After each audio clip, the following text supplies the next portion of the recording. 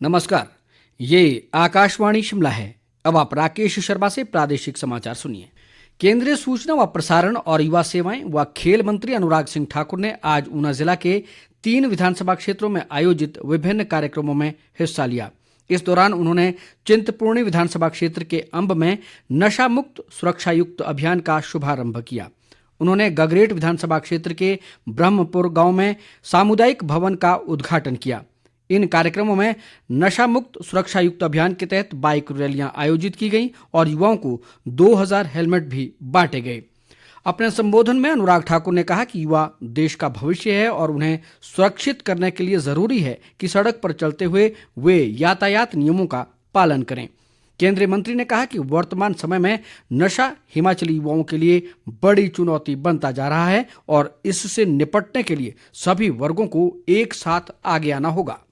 मुख्यमंत्री सुखविंदर सिंह सुक्खू ने कहा है कि राहत व पुनर्वास के तहत प्रदेश सरकार द्वारा 22,000 से अधिक आपदा प्रभावितों को 4,500 करोड़ रुपए की वित्तीय सहायता प्रदान की गई है। शिमला से जारी एक बयान में उन्होंने कहा कि पूरी तरह क्षतिग्रस्त मकानों के लिए 2,968 परिवारों को 3 लाख रुपए की पहली किश्त प्रदान कर दी गई है और शीघ्र ही शेष सहायता राशि के रूप में 4 लाख रुपए प्रदान किए जाएंगे। मुख्यमंत्री ने कहा कि प्रदेश की विकट परिस्थितियों के बावजूद केंद्र सरकार ने आपदा प्रभावित परिवारों को राहत प्रदान करने और उनके पुनर्वास के लिए कोई मदद नहीं की। चंबा जिला की दूरी राजधानी शिमला और अन्य राज्यों के साथ कम करने के लिए जल्द ही चंबा चुवाड़ी सुरंग का निर्माण कार्य शुरू किया जाएगा। विधानसभा अध्यक्ष कुलदीप सिंह पठानिया ने आज राजकीय महाविद्यालय चुवाड़ी के वार्षिक पारितोषिक वितरण समारोह के दौरान ये जानकारी दी। उन्होंने कहा कि 1500 करोड़ रुपए की लागत से बनने वाली इस 7 किलोमीटर लंबी सुरंग का निर्माण कार्य आगामी 2-3 वर्ष में पूरा कर लिया जाएगा। पठानिया ने इस दौरान चुवाड़ी कॉलेज में PGDCA सहित अन्य कंप्यूटर एप्लीकेशन कोर्स शुरू करने की घोषणा भी की। पूर्व मुख्यमंत्री व नेता प्रतिपक्ष जयराम ठाकुर ने कहा है कि कांग्रेस सरकार महिला सम्मान निधि के नाम पर महिलाओं से धोखा कर रही है। उन्होंने कहा कि पहले विधानसभा चुनाव के समय इसके लिए फॉर्म भरवाए गए और अब लोकसभा चुनाव को देखते हुए फिर से फॉर्म भरवाए जा रहे हैं, जबकि अभी तक एक भी महिला को सम्मान निधि नहीं मिली है।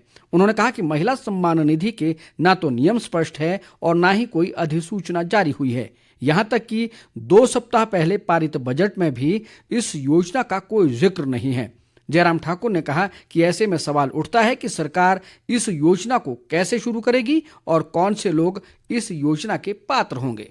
जिला लाहौल स्पीति का संपर्क भारी बर्फबारी के कारण 9 दिनों से मनाली से टूटा हुआ है। मनाली केलंग सड़क मार्ग 9 दिनों से बंद होने के कारण घाटी में फंसे 2 मरीजों को प्रदेश सरकार ने आज वायुसेना के हेलीकॉप्टर से एयरलिफ्ट कर भुंतर एयरपोर्ट पहुंचाया। उपायुक्त राहुल कुमार और जनप्रतिनिधियों के आग्रह पर सरकार ने सेना के हेलीकॉप्टर का इंतजाम किया। इस उड़ान से 2 मरीजों समेत 5 लोगों को लिफ्ट किया गया। मरीजों को लिफ्ट करने के लिए स्थानीय लोगों ने प्रशासन और सरकार का आभार जताया। महिला और बाल विकास मंत्रालय आज से 23 मार्च तक पोषण पखवाड़ा आयोजित कर रहा है। इसके दौरान पोषण भी पढ़ाई भी अभियान सहित जन जागरूकता और सामुदायिक कार्य किए जाएंगे। पखवाड़े में गर्भवती महिलाओं के पोषण और स्वास्थ्य के लिए आहार शैली पर विशेष ध्यान दिया जाएगा। मंत्रालय ने एक बयान में कहा कि अन्य मंत्रालय और विभाग पोषण संबंधी अन्य कार्यक्रम भी आयोजित कर सकते हैं। इनमें मिशन लाइफ के माध्यम से बेहतर पोषण और आंगनबाड़ी केंद्रों में मोटे अनाजों और पोषण वाटिकाओं को बढ़ावा दिया जाना शामिल है। पिछले वर्ष के पोषण पखवाड़े में 4 करोड़ से अधिक कार्यक्रम चलाए गए थे। दिव्यांगजन सशक्तिकरण विभाग ने सस्टेनेबल कम्युनिकेशन के साथ एक समझौते पर हस्ताक्षर किए हैं।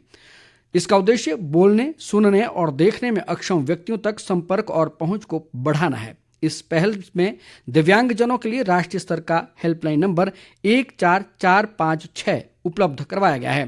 हेल्पलाइन नंबर सप्ताह के सभी दिन सुबह 9 बजे से शाम 5:30 बजे तक चालू रहेगा। सामाजिक न्याय व अधिकारिता मंत्रालय ने कहा है कि सस्टेनेबल कम्युनिकेशन ने दिव्यांगजनों की सहायता के लिए corporate social responsibility fund CSR के द्वारा इस पहल की शुरुआत की है। इसके साथ ही समाचार बुलेटिन समाप्त हुआ। नमस्कार।